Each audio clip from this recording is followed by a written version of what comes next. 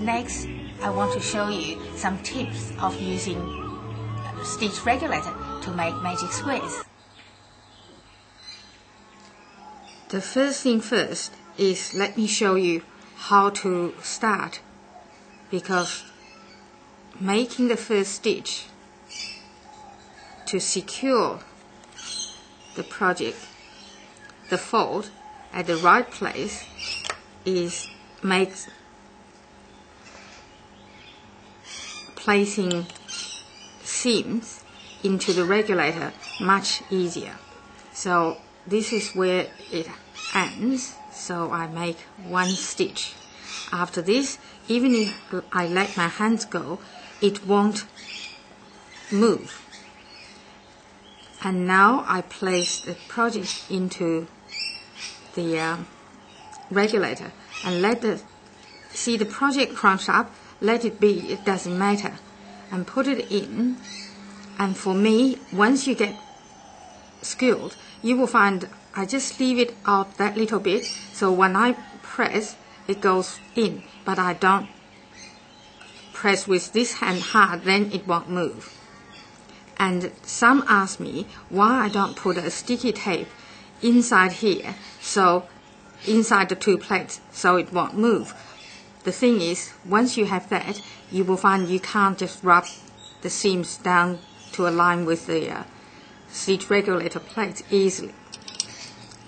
Then you pin it up, start sewing. When you get skilled, this is what you would do easily without thinking.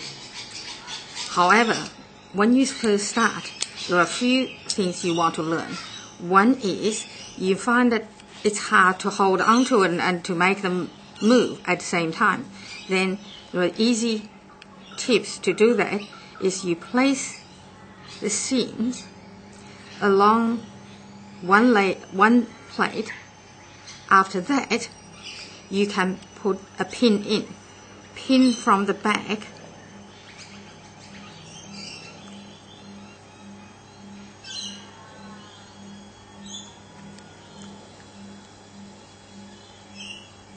And then place the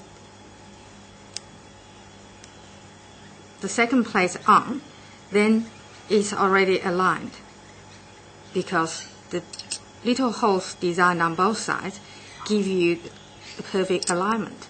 Then you place your clamps on. Now, little tips about the pins.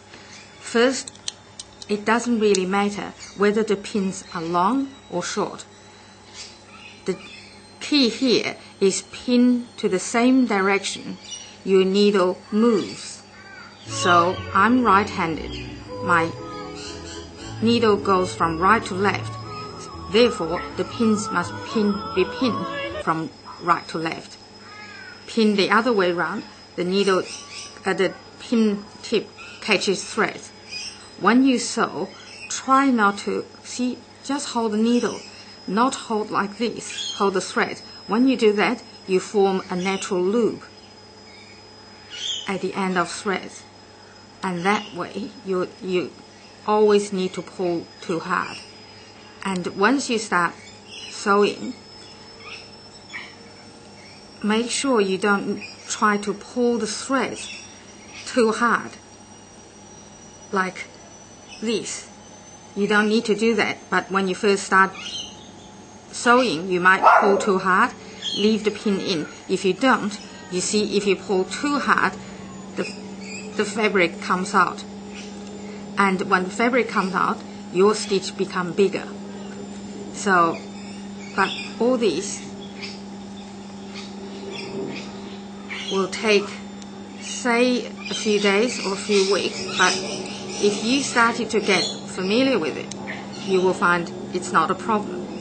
And I no longer use pins much, because the place is designed for the clamps to be moved anywhere you want.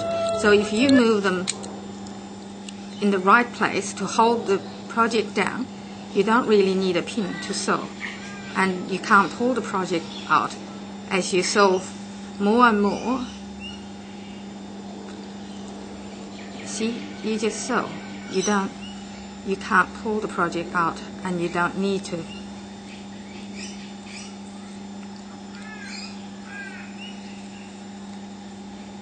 See? And if you think, oh, I pulled it too hard, well, then move the clamps forward a bit more. Another way of helping is if you don't like to use pins with a head like this, because with pin like this, you cannot pin from this end.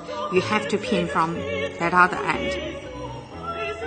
Because the second plate has to go onto the pin instead of from the pin point side, not the pin head side.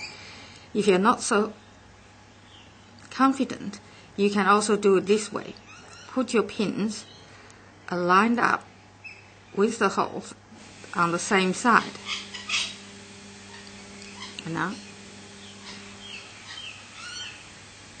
And then use a thick, big needle.